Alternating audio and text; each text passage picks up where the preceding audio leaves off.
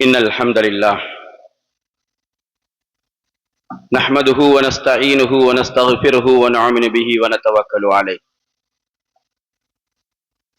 ونعوذ بالله من شرور أنفسنا ومن سيئات أعمالنا من يهده الله فلا مضل له ومن يضلل فلا هادي له ونشهد أن لا إله إلا الله وحده لا شريك له ونشهد أن سيدنا مولانا محمدا عبده ورسوله أرسله بالهدى ودين الحق ليظهره على الدين كله ولو كره المشركون والصلاة والسلام على سيد المرسلين وعلى آله وأصحابه وأتباعه أجمعين أما بعد فقد قال الله تعالى في كتابه العزيز والفرقان المجيد بسم الله الرحمن الرحيم وأن المساجد لله فلا تدعوا مع الله أحدا صدق الله العظيم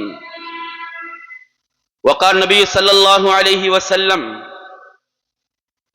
أحب البلاد إلى الله مساجدها أو كما قال عليه الصلاة والسلام புகழ் அனைத்தும் உனக்கே சொந்தம், நீ தனித்தவன், இணைதுணையற்றவன், சகல படைப்பினங்களையும் படைத்து பரிபாலிக்க கூடியவன். சலாத் என்னும் கருணையும் சலாம் என்னும் சாந்தியும் ரசூலே அக்ரம் நூரே முஜஸ்ஸம் சர்வரே து ஆலம் தாஜிதாரே ஹரம் ஸல்லல்லாஹு அலைஹி வஸல்லம் அன்னவர்கள் மீதும், அன்னவர்கள் கிளையார்கள் தோழர்கள், அன்னவர்களை இறுதிநாள் வரை பின்பற்றி வாழ்ந்த வாழக்கூடிய நெல்லடியார்கள் மீது உண்டாவதாக.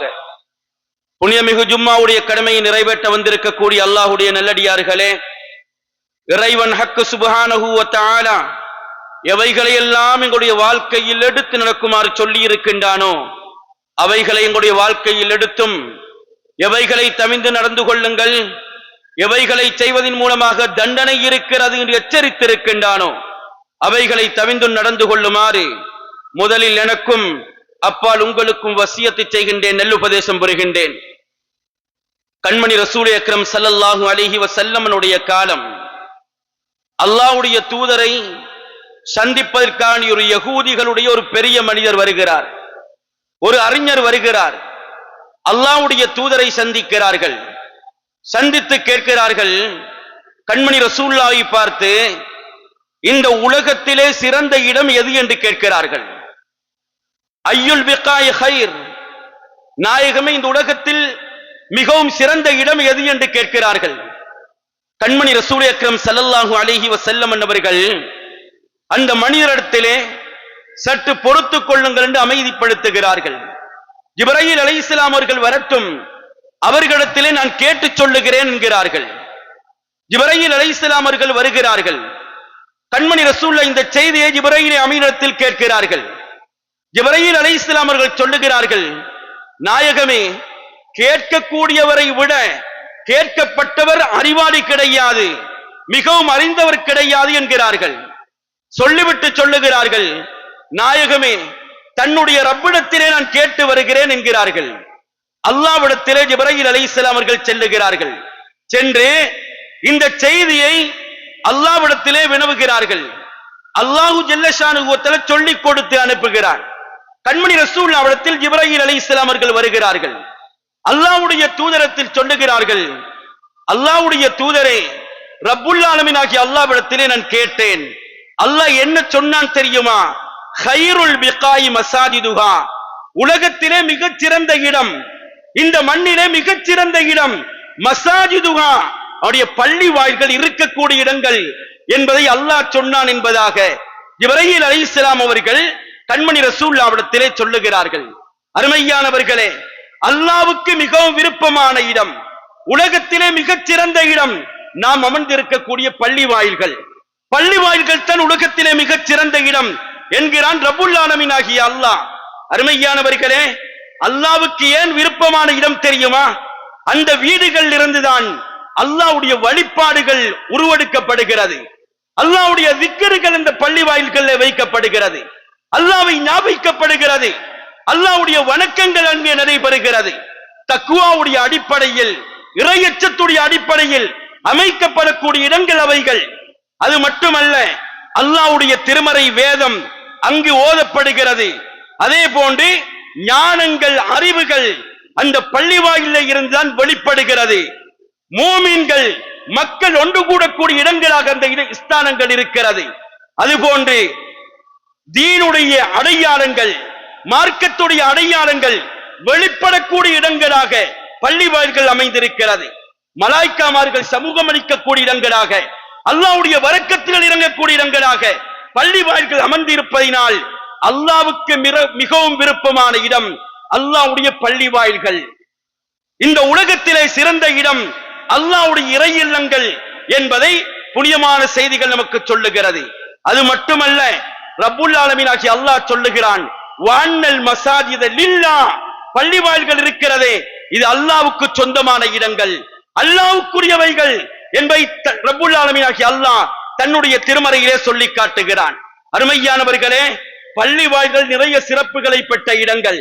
இது மட்டுமல்ல, கண்மணி ரசூல் அக்ரம் ஸல்லல்லாஹு அலைஹி வஸல்லம் அன்னவர்கள் சொல்லுகிறார்கள், இதா கான அஹதுக்கும் ஃபி ஸலா, ஒரு மனிதர் தொழுகையிலே நின்றால் ஃபைன்னஹு யுனாஜி ரப்பா, தன்னுடைய ரப்போடு அவர்கள் கதைக்கிறார்கள், நேரடியாக பேசுகிறார்கள், முனாஜாத் செய்கிறார்கள் என்கிறார்கள் கண்மணி ரசூலுல்லாஹ். அருமையானவர்களே, எனவே பள்ளிவாயில்கள் அல்லாஹ்வோடு முனாஜாத் செய்யக்கூடிய இடங்கள், அல்லாஹ்வோடு கதைக்கக்கூடிய இடங்கள், அந்த அளவுக்கு சிறப்பு வாய்ந்த இடங்கள்.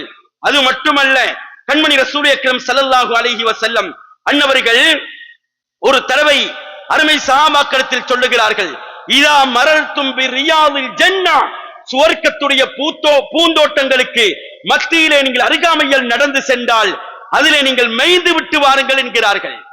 அருமை தோழர்கள் கண்மணி ரசூலுல்லாஹ்விடத்திலே கேட்கிறார்கள், யா ரசூலல்லாஹ், சுவர்க்கத்துடைய பூஞ்சோலைகள் என்றால் என்ன என்று கேட்கிறார்கள். கண்மணி ரசூலுல்லாஹ் சொன்னார்கள், மஸாஜிதுல்லாஹ், அல்லாஹ்வுடைய பள்ளிவாயில்கள் என்கிறார்கள். உலகத்திலே சுவர்க்கத்துடைய பூஞ்சோலைகள் என்று வர்ணிக்கப்பட்ட இடங்கள் தான் பள்ளிவாயில்கள். அல்லாஹ்வுடைய தூதர் சொல்லி காட்டுகிறார்கள். அருமையானவர்களே, அது மட்டுமல்ல, கண்மணி ரசூல் அக்ரம் ஸல்லல்லாஹு அலைஹி வஸல்லம் அன்னவர்கள் சொல்லுகிறார்கள், நீங்கள் பள்ளிவாயிலுக்குள் நுழைந்தால் நுழையும் போது என் மீது சலாம் சொல்லுங்கள், பிஸ்மில் சொல்லிவிட்டு சலாத்தை கூறுங்கள், அதற்கு பின்னால் அல்லாஹு மஃப்தஹ்லி அபுவாப ரஹ்மத்திக், இறைவா உன்னுடைய ரஹமத்துடைய வாயிலை திறந்து கொடு என்று கேளுங்கள் என்கிறார்கள். அல்லாஹ்வுடைய தூதர் சொல்லித் தருகிறார்கள், பள்ளிவாயிலுக்குள் நுழையும் போது அல்லாஹ்வுடைய ரஹமத்துடைய வாயிலை திறந்து தாருங்கள், அல்லாஹ்விடத்திலே நீங்கள் கேளுங்கள் என்கிறார்கள். அல்லாஹ்வுடைய ரஹமத்தில் இறங்கக்கூடிய இடங்கள், அல்லாஹ்வுடைய ரஹமத்து எல்லா இடங்களிலும் இறங்கும், பள்ளிவாயில்கள் விசேடமாக இறங்கும். அல்லாஹ்வுடைய ரஹமத்துக்குரிய இடங்கள் தான் பள்ளிவாயில்கள், பரக்கத்திற்குரிய இடங்கள் பள்ளிவாயில்கள். அந்த இடத்திலே அல்லாஹ்வுடைய ரஹமத்தை பெற வேண்டுமாக இருந்தால் அதற்குள் நுழையுங்கள் என்கிறார்கள் கண்மணி ரசூலுல்லாஹ். அருமையானவர்களே, இவ்வளவு சிறப்பு பெற்ற இடங்களைத்தான் கண்மணி ரசூல் அக்ரம் ஸல்லல்லாஹு அலைஹி வஸல்லம் அன்னவர்கள் சொல்லுகிறார்கள், உங்களுடைய ஊர்களிலே பள்ளிவாயில்களை கட்டுங்கள், உங்களுடைய இடங்களிலே பள்ளிவாயில்களை அமையுங்கள் என்கிறார்கள்.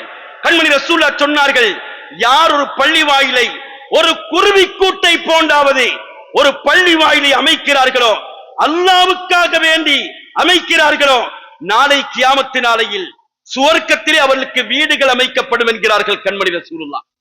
அருமையானவர்களே, உலகத்திலே ஒரு மனிதன் பள்ளிவாயிலை அமைத்தால், பள்ளிவாயிலை கட்டினால், பள்ளிவாயிலுக்கு உதவி செய்தால், நாளை கியாமத்து நாளையில் சுவர்க்கத்திலே அவனுக்கு வீடு அமைக்கப்படும் என்கிறார்கள் அல்லாஹ்வுடைய தூதர் ஸல்லல்லாஹு அலைஹி வஸல்லம். சொன்னது மட்டுமல்ல, அல்லாஹ்வுடைய தூதர் மதீனா ஷரீஃபுக்கு ஹிஜ்ரத்தை மேற்கொண்டு செல்லுகிறார்கள். அங்கே சென்றவர்கள் குபா என்று சொல்லக்கூடிய இடத்திலே இறங்குகிறார்கள். அங்கே இறங்கி ஒரு பள்ளிவாயிலை கட்டுகிறார்கள். முதல் செய்தது பள்ளிவாயிலை அமைத்தார்கள். மதீனா ஷரீஃபுக்கு செல்லுகிறார்கள். மதீனா ஷரீஃபுக்கு சென்றவர்கள் முதல் தேடி இடம் என்ன தெரியுமா? முஸ்லிம்களுக்கு ஒரு பள்ளிவாயில் தேவை, எந்த இடத்திலே அமைப்பது என்றுதான் தேடினார்கள். முஸ்லிம்களுக்கு ஒரு பள்ளிவாயிலை அமைத்தார்கள். மஸ்ஜிது நபவியை நிறுவினார்கள். அருமையானவர்களே, பள்ளிவாயில்கள் அந்த அளவுக்கு முக்கியமான ஒன்று, இஸ்லாத்தோடு பின்னி பிணைந்த ஒன்று, முஸ்லிம்களோடு தன்னுடைய வாழ்க்கையோடு ஒரு அங்கமாக மாறிய ஒன்றுதான் பள்ளிவாயில். அவ்வளவு முக்கியமான ஒன்று. அருமையானவர்களே, அந்த பள்ளிவாயில்கள் நாளை சுவர்க்கத்திலே நமக்கு வீட்டை அமைத்து தருகிறது என்கிறார்கள் கண்மணி ரசூலுல்லாஹ். பள்ளி வாயிலை கட்டினால், பள்ளி வாயிலுடைய தொடர்பு ஏற்பட்டால் சுவர்க்கம் கிடைக்கும் என்கிறார்கள். அதே நேரத்தில் கட்டக்கூடிய பள்ளி வாயிலுக்கு செலவழிக்கக்கூடிய பணங்கள் சுத்தமாக இருக்க வேண்டும் என்கிறார்கள், தூய்மையாக இருக்க வேண்டும் என்கிறார்கள், ஹலாலாக இருக்க வேண்டும் என்கிறார்கள். அருமையானவர்களே, வரலாறுகளை புரட்டி படித்து பாருங்கள். ஜாகிலிய காலத்திலே கண்மணி ரசூலுல்லாஹ் இந்த உலகத்திலே நபியாக அறிமுகப்படுத்த முன்னால் ஜாகிலிய காலத்திலே புனிதமான காபத்துல்லா ஷரீப் திருத்தம் செய்யப்படுகிறது, புனர் நிர்மாணம் செய்யப்படுகிறது. அந்த நேரத்தில் எல்லா மக்களும் மசூரா செய்கிறார்கள், காபத்துல்லாவை கட்டுவதற்கு மசூரா செய்கிறார்கள். மசூராவுடைய கடைசியிலே முடிவு வருகிறது, காபத்துல்லாவை உடைத்து கட்டலாம் என்ற முடிவு வருகிறது. அருமையானவர்களே, முடிவு வந்ததற்கு பின்னால் வஹப் இப்னு அம்ர் என்று சொல்லக்கூடிய ஒரு மனிதர், அபு வஹப் என்று சொல்லக்கூடிய ஒரு மனிதர் புனிதமான காபத்துல்லா ஷரீஃபுக்கு மேலே ஏறுகிறார்கள். ஏறி நின்று ஒரு அறிவித்தலை விடுக்கிறார்கள். என்ன தெரியுமா? அவர் சொல்லுகிறார், குறைஷிகளே, நீங்கள் காபத்துல்லாவை கட்டுவதற்கு கொடுக்கக்கூடிய பணம் இருக்கிறதே, தூய்மையான பணத்தை கொடுங்கள், சுத்தமான பணத்தை கொடுங்கள், ஹலாலான பணத்தை கொடுங்கள். நீங்கள் விபச்சாரம் செய்து தேடிய பணத்தை கொடுக்காதீர்கள், வட்டியிலே வந்த பணத்தை கொடுக்காதீர்கள், அடுத்த மனிதர்களுக்கு அநியாயம் செய்து சம்பாதித்ததை கொடுக்காதீர்கள். அபூ வஹப் என்று சொல்லக்கூடிய அந்த தலைவர் சொல்லுகிறார். அருமையானவர்களே, புனித காபத்துல்லா ஷரீஃபை கட்டுவதற்கு பணம் சேர்கிறது. காபத்துல்லாவை கட்டுகிறார்கள். கட்டிய போது காபத்துல்லாவை முடிப்பதற்கு பணம் போதாது. அந்த பணம் போதாதெனில் தான் நீங்கள் ஹிஜ்ர் இஸ்மாயில் என்று சொல்லக்கூடிய ஒரு அரை வட்டத்தை பார்ப்பீர்கள். அந்த அரை வட்டமும் காபத்துல்லாவுக்குள் வர வேண்டியது. ஆனால் அப்படி கட்டுவதற்கு தூய்மையான பணம் கிடைக்கவில்லை, ஹலாலான பணம் கிடைக்கவில்லை. அதனால் அவர்கள் என்ன செய்தார்கள் தெரியுமா? சுத்தமான பணம் எவ்வளவுக்கு கிடைத்ததோ அந்த அளவோடு சிறிதாக்கிக் கொண்டார்கள். வரலாறு சொல்லிக் கொண்டிருக்கிறது. எனவே பள்ளி வாயில்கள் அமைக்கக்கூடிய பணங்கள் இருக்கிறதே, தூய்மையானதாக இருக்க வேண்டும், அநியாயத்தில் வந்ததாக இருக்கக்கூடாது, சுத்தமானதாக இருக்க வேண்டும் என்பதை இஸ்லாம் சொல்லிக் கொண்டிருக்கிறது. அருமையானவர்களே, அதே போன்று கண்மணி ரசூல் அக்ரம் ஸல்லல்லாஹு அலைஹி வஸல்லம் அன்னவர்கள் பள்ளி வாயிலுடைய தொடர்பை பற்றி நிறைய சொல்லி இருக்கிறார்கள். அல்லாஹ்வுடைய தூதர் சொல்லுகிறார்களே, பள்ளி வாயில்களை அமையுங்கள், சுவர்க்கம் கிடைக்கும் என்கிறார்களே, பள்ளி வாயிலோடு தொடர்பாக இருங்கள். கண்மணி ரசூலுல்லாஹ் சொல்லுகிறார்கள், உங்களுக்கு சுவர்க்கம் கிடைக்கும் என்கிறார்கள், சுவர்க்கம் கூடியா கிடைக்கும் என்கிறார்கள். அருமையானவர்களே, ஸல்லல்லாஹு அலைஹி வஸல்லம் சொல்லுகிறார்கள், நீங்கள் பள்ளி வாயிலுக்கு நடந்து செல்வது இருக்கிறதே, உங்களுக்கு சுவர்க்கத்தை தரும் என்கிறார்கள். உடைய பாவங்கள் இல்லாமல் போகும் என்கிறார்கள். ஒவ்வொரு எட்டுக்கும் அந்தஸ்து உயரும் என்கிறார்கள். எங்கு செல்வதற்கு? அல்லாஹ்வுடைய இறை இல்லத்தை நோக்கி சென்றால் கிடைக்கும் என்கிறார்கள். அருமையானவர்களே, ஸல்லல்லாஹு அலைஹி வஸல்லம் அன்னவர்கள் சொல்லுகிறார்கள், இன்னலக்கும் பிக்குல்லி ஹத்வா, நீங்கள் வைக்கக்கூடிய ஒவ்வொரு எட்டு இருக்கிறதே, உங்களுடைய அந்தஸ்தை கூட்டிக் கொண்டே செல்லும் என்கிறார்கள். வேறு எந்த இடத்துக்கும் இது கிடைக்காது. பள்ளி வாயிலை நோக்கி வந்தால் உங்களுக்கு கிடைக்கும், பாவங்கள் மன்னிக்கப்படும், அந்தஸ்து உயரும் என்கிறார்கள். அருமையானவர்களே, அதே ஸல்லல்லாஹு அலைஹி வஸல்லம் அன்னவர்கள் சொல்லுகிறார்கள், சபஅத்துன், 7 கூட்டங்கள் இருக்கிறது. 7 கூட்டத்தினர்கள் நாளை கியாமத் நாளையில் எல்லா மக்களும் கஷ்டப்படும் போது அந்த 7 கூட்டத்துக்கும் அல்லாஹ் நிழலை கொடுப்பான் என்கிறார்கள். நாளை கியாமத் என்பது உங்களுக்கு தெரியும், பயங்கர சூழ்நிலை. சூரியன் தலைக்கு மேலால் ஒரு சாணுக்கு மேலால் கொண்டு வந்து வைக்கப்படுவான். அந்த நேரத்தில் மக்கள் துடிதுடித்து போவார்கள். உலகத்திலே எப்படி அவர்கள் இருந்தார்களோ, எந்த அளவுக்கு அவர்களுக்கு வழிபாடு இருந்ததோ அந்த அளவுக்கு அவர்கள் பாதுகாக்கப்படுவார்கள். சிலர்கள் வியர்வையிலே மூழ்கி இருப்பார்கள், சிலர்கள் வியர்வையிலே தத்தளித்துக் கொண்டிருப்பார்கள், சிலர்கள் முட்டுக்கால் வரும் வரைக்கும் வியர்வை, இடுப்பு வரைக்கும் வியர்வை, இப்படியான ஒரு சூழ்நிலை இருப்பார்கள். பயங்கர சூழ்நிலை. அந்த நேரத்தில் காபிர்கள் சொல்லுவார்களாம், இறைவா, என்னை நரகத்திலே கொண்டு போய் போட்டாலும் பரவாயில்லை, இந்த இடத்திலே இருந்து பாதுகாத்து விடு என்பார்கள். மக்கள் கதறுவார்கள். அந்த அளவுக்கு சோதனை நிறைந்த இடம். அருமையானவர்களே, அந்த நேரத்தில் 7 கூட்டத்துக்கு நிழல் கிடைக்கும். அந்த கூட்டத்தை ஒரு கூட்டம் யார் தெரியுமா? அல்லாஹ்வுடைய தூதர் சொல்லுகிறார்கள், ரஜுலுன் கல்புஹு முஅல்லக்கும் பில் மசாஜித், ஒரு மனிதர், அந்த மனிதனுடைய உள்ளம் இருக்கிறதே எந்த நேரம் பள்ளியோடு தொடர்பட்டிருக்கும், பள்ளியோடு நெருக்கமாக இருக்கும். பள்ளியை நேசிப்பார், தொழுகைக்கு வருவார், அடுத்த பக்தி எப்பொழுது வரும் என்று நினைப்பார்.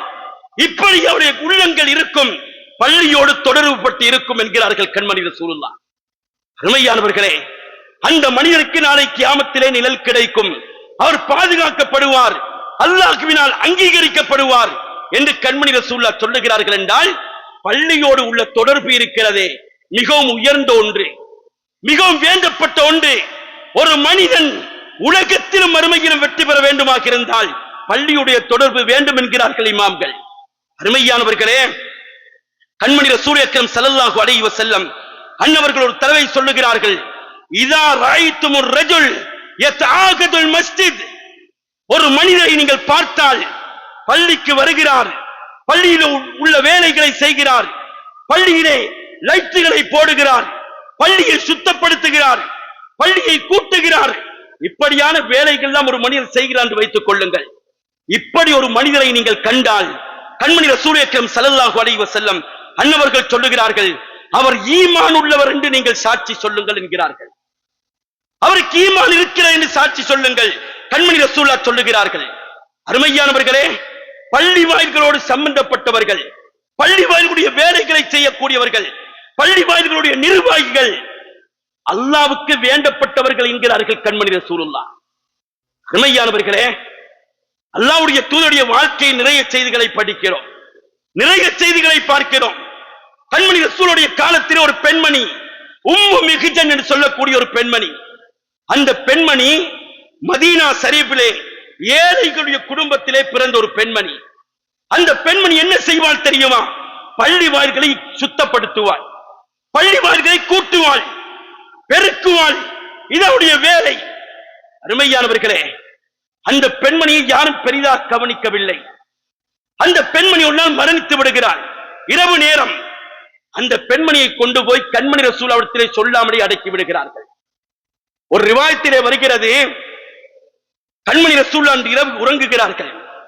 அல்லாஹ்வுடைய தூதர் இவர்கள் பேசாமலேயே அந்த பெண்மணியை பெரிதாக கணக்கெடுக்கவில்லை, கொண்டு போய் அடக்கி விடுகிறார்கள். அடுத்த நாள் கண்மணி ரசூலுல்லாஹ் கேட்கிறார்கள், அந்த பெண்மணியை காணவில்லை. அல்லாஹ்வுடைய தூதர் கேட்கிறார்கள், இங்கே கூட்டிக் கொண்டிருந்த பெண்மணி எங்கே என்று கேட்கிறார்கள். அல்லாஹ்வுடைய தூதரே, இரவிலே மூத்தானால் அடக்கிவிட்டோம் என்கிறார்கள். உங்களை சங்கடப்படுத்த விரும்பவில்லை, அடக்கிவிட்டோம் என்கிறார்கள்.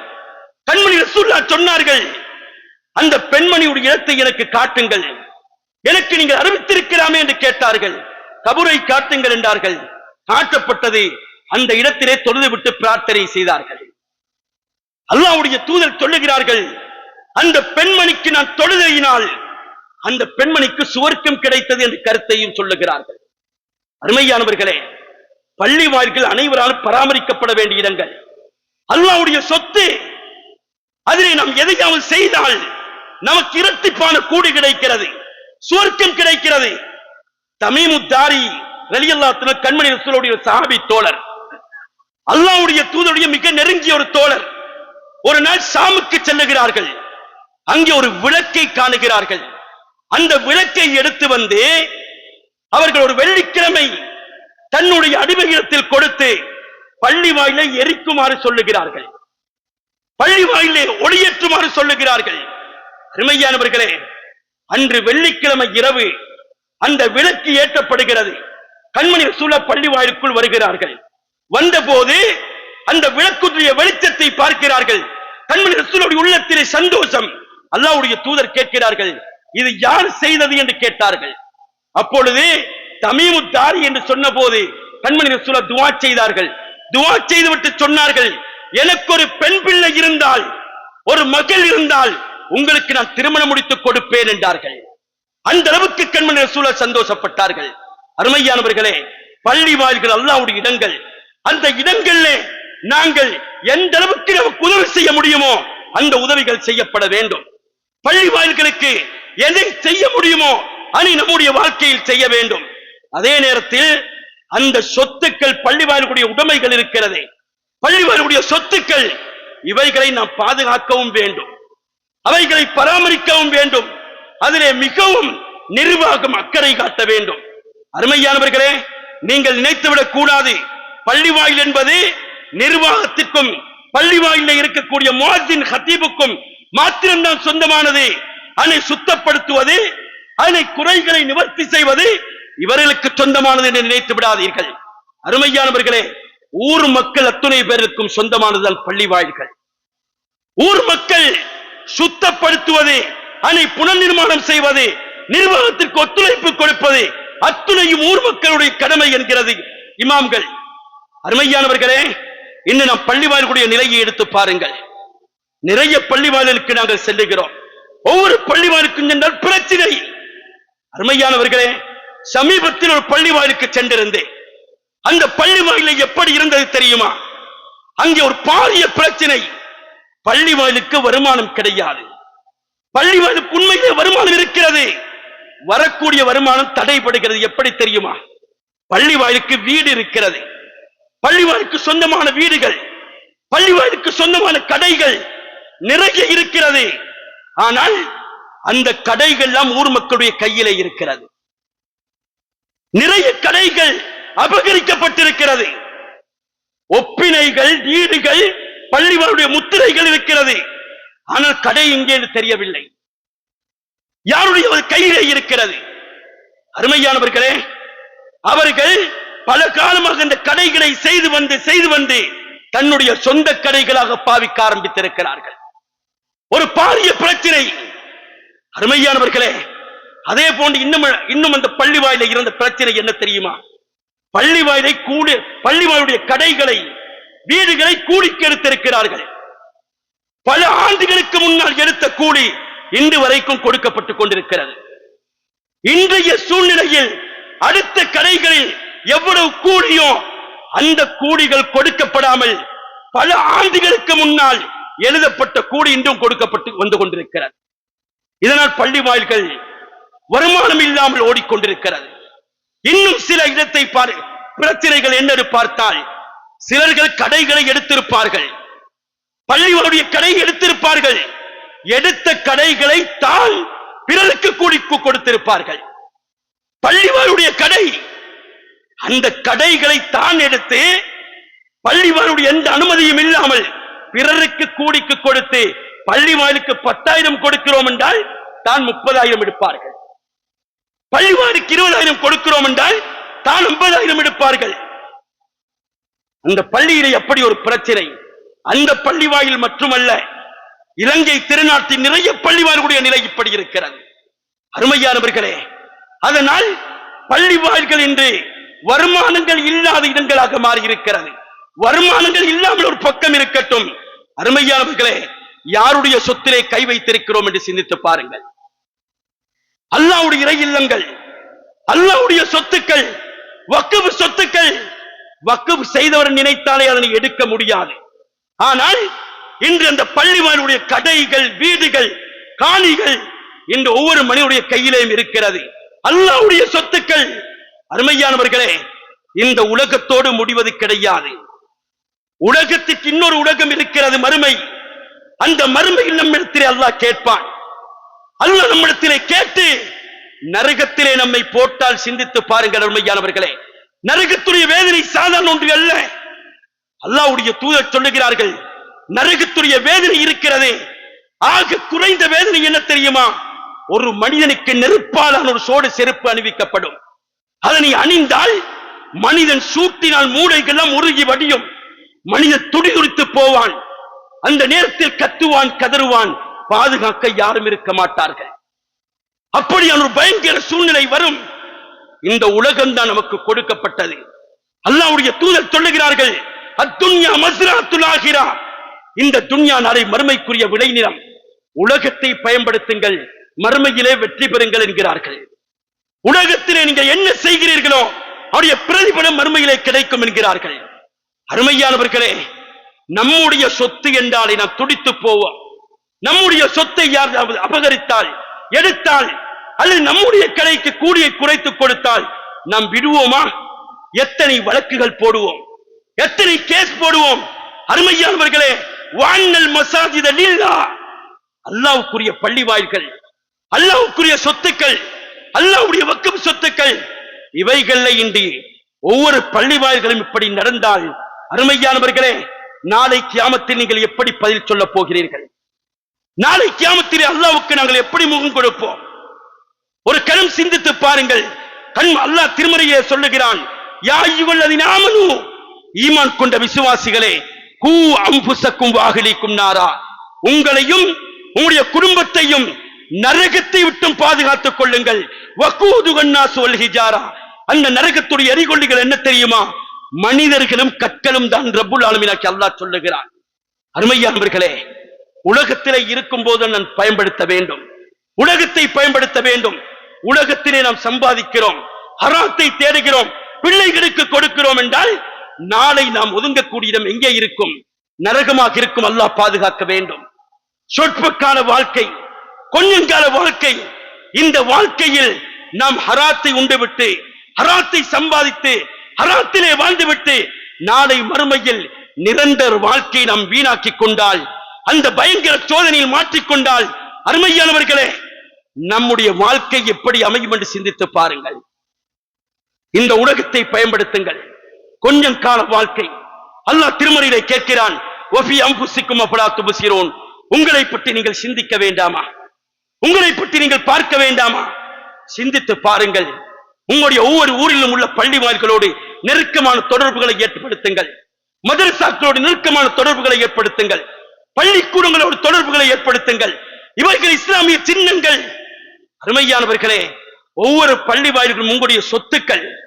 நாளை அல்லாஹ் உங்களிடத்திலே கேட்பான், குல்லுக்கும் ராயின் வக்குல்லுக்கும் மஸ்ஊலுன் ரஅய்யத்தி, அல்லாஹ் உங்களிடத்திலே நாளை கேட்பான். நீங்கள் ஒவ்வொருவரும் பொறுப்புதாரிகள். உங்களுடைய பொறுப்பை பற்றி அல்லாஹ் கேட்பான். அருமையானவர்களே, அந்த பொறுப்புக்கு நாங்கள் பதில் சொல்லாமல் ஒரு எட்டு கூட வைக்க முடியாது. எனவே இந்த உலகத்திலே நாம் வாழும் போது அல்லாஹ்வுக்கு வழிபட்டவர்களாக, அல்லாஹ்வுடைய ரசூலுடைய கட்டளைக்கு வழிபட்டவர்களாக வாழ்வதற்கு நாம் முயற்சிக்க வேண்டும். நம்முடைய ஊரில் இருக்கக்கூடிய பள்ளி வாயில்கள், பாடசாலைகள், மதரசாக்கள், பள்ளிக்கூடங்கள், இவைகளை கவனியுங்கள். ஊருடைய ஒற்றுமையை பேணுங்கள். நெருக்கமாக வாழுங்கள். பள்ளி வாயில்களுடைய தொடர்புகளை ஏற்படுத்துங்கள். உலகத்திலும் உங்களுக்கு வெற்றி கிடைக்கும். நாளைக்கு கியாமத்திலும் அல்லாஹ் வெற்றியை தருவான். எல்லாம் அல்லாஹ் ஜல்லஷானு வ தஆலா நம் அத்துணை பேருக்கு தௌஃபீக் செய்தல்வானாக. யா அல்லாஹ், எங்களுடைய குற்றங்குறைகளை மன்னித் தருவாயாக. எங்களுடைய பெற்றோர்களுடைய பாவங்களை மன்னித் தருவாயாக. உற்றார் உறவினர்கள், உஸ்தாத்மார்கள், மனைவி மக்கள், மானுடைய பாவங்களை மன்னித் தருவாயாக. மௌத்தாக்குடைய பாவங்களை மன்னித் தருவாயாக. யா அல்லாஹ், முஸ்லிம்கள் எங்கெங்கெல்லாம் கஷ்டப்படுகிறார்களோ அவருடைய கஷ்டங்களை நீக்கு நிம்மதியான வாழ்வை கொடுப்பாயாக. விசேஷமாக பலஸ்தீன், கஸா, முஸ்லிம் நாடுகளில் நிம்மதியை ஏற்படுத்தி வைப்பாயாக. அவர்களுக்கு உதவிக்கரங்களை நீட்டுவாயாக. யா அல்லாஹ், எங்களுடைய தொழில்களை பரக்கத்து செய்தல்வாயாக. அந்த தொழில்களை ஹலால் முறையில் ஆக்கி தந்தல்வாயாக. யாரெல்லாம் நோய்வாய்ப்பட்டு இருக்கிறார்களோ அவருக்கு ஆரோக்கியத்தை கொடுப்பாயாக. யாரெல்லாம் பிள்ளைகளோடு வாழ்கிறார்களோ அந்த பிள்ளைகளை சாலிகான பிள்ளைகள் ஆக்கியல்வாயாக. யாருக்கெல்லாம் குழந்தை பாக்கியம் இல்லையோ அவருக்கு சாலிகான குழந்தைகளை கொடுப்பாயாக. யாரெல்லாம் திருமணம் முடிக்க முடியாமல் கவலையோடும் கஷ்டத்தோடும் வாழ்கிறார்களோ சாலிகான ஜோடிகளை கொடுப்பாயாக. சொந்த வீடு இல்லாதவர்களுக்கு சொந்த வீடுகளை கொடுப்பாயாக. யா அல்லாஹ், எங்களுக்கு மௌத்து வரும்போது லா இலாஹ இல்லல்லாஹ் முஹம்மதுர் ரசூல் என்ற திருக்கலிமாவோடு உன்னுடைய ஹபீப் ஸல்லல்லாஹு அலைஹி வஸல்லம் அன்னவர்களை கண்ணார கண்டவர்களாக ஹுஸ்னுல் ஹாத்திமாவோடு இந்த உலகத்தை விட்டும் பிரிவதற்கு நீ தௌஃபீக் செய்தல்வாயாக. மௌத்துக்கு முன்னால் உடைய புனிதமான காபத்துல்லாஹ் ஷரீஃபை தரிசிக்கக்கூடிய பாக்கியத்தை தந்தல்வாயாக. கண்மணி ரசூலுல்லாஹ்வுக்கு முன்னால் நின்று சலாம் சொல்லக்கூடிய பாக்கியத்தை தந்தல்வாயாக. யா அல்லாஹ், உங்களுடைய துஆக்களை கபூல் செய்து கொள்வாயாக. வமா அலைனா இல்லல் பலாகுல் முபீன். அஸ்ஸலாமு அலைக்கும் வரஹ்மத்துல்லாஹி தஆலா வபரகாத்துஹு. அல்ஹம்துலில்லாஹ், அல்ஹம்துலில்லாஹ், வஸ்ஸலாத்து வஸ்ஸலாமு அலா ரசூலில்லாஹ் முஹம்மது இப்னு அப்துல்லாஹ். அல்லாஹும்ம ஸல்லி அலா சய்யிதினா முஹம்மதின் வ அலா ஆலி சய்யிதினா முஹம்மதின் வ பாரிக் வ ஸல்லிம்.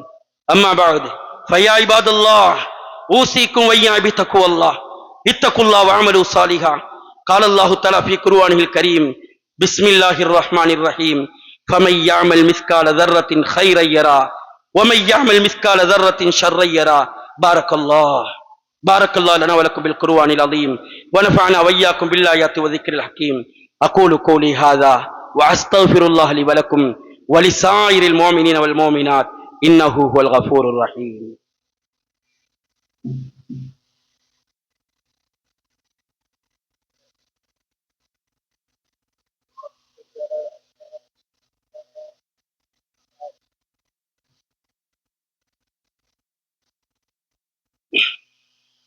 إن الحمد لله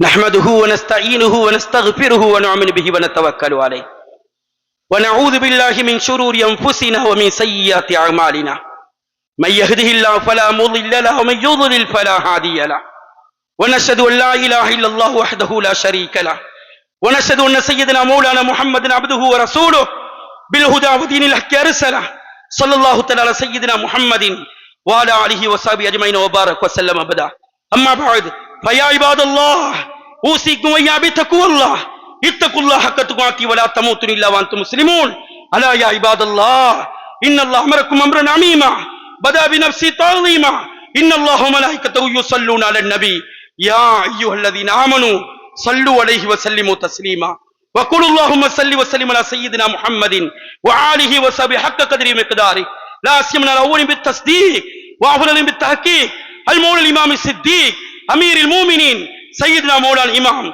أبي بكر الصديق رضي الله تعالى عنه وعلى عدل الأصحاب مزين المنبر والمهراب الموافق رأيه بالوحي والكتاب سيدنا مولانا الإمام أمير المؤمنين وغير المنافقين وإمام المجاهدين في رب العالمين أبي حفص عمر بن الخطاب رضي الله تعالى عنه وعلى أسد الله وعلى جامع القرآن كامل الحياة والإيمان مجهز جيش نصرة الرحمن سيدنا مولانا الإمام أمير المؤمنين وإمام الواسطين رب العالمين أبي عمرو عثمان بن عفان رضي الله تعالى عنه وعلى أسد الله الغالب إمام المشارق والمغارب سيدنا مولانا الإمام أمير المؤمنين وإمام الواسطين رب العالمين أبي الحسن علي بن أبي طالب كرم الله تعالى وجهه الكريم وعلى ابنيه الكريمين السيدين الشهيدين سيدنا أبي محمد الحسن وأبي عبد الله الحسين وعلى أمهما سيدة النساء البتول الزهراء وعلى أميه الشريفين سيدنا أبي عمر حمزة بن العباس وعلى سائر فرق الأنصار والمهاجرة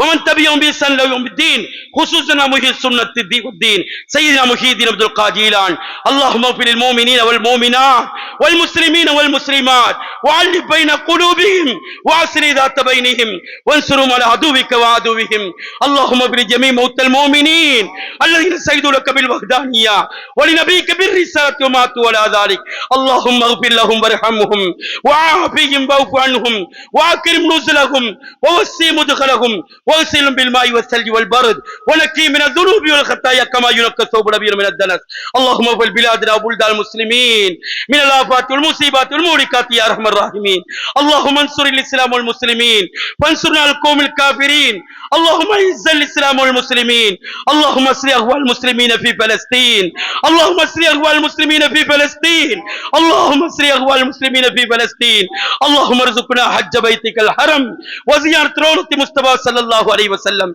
اللهم اجرنا من النار اللهم اجرنا من النار اللهم اجرنا من النار اللهم لا تشوي خلقنا بالنار ولا تجعلنا من خطب النار فإنها بئس الدار وبئس المثوى وبئس القرار ربنا اغفر لنا ولإخواننا الذين سبقونا بالإيمان ولا تجعل في قلوبنا غلا الذين آمنوا ربنا إنك رؤوف رحيم عباد الله رحمكم الله إن الله يأمر بالعدل والإحسان وإيتاء ذي القربى وينهى عن الفحشاء والمنكر والبغي يعظكم لعلكم تذكرون ولذكر الله تعالى وعلى وعز وأجل وأهم وأقوى وأكبر والله يعلم ما تصنعون اللهم صل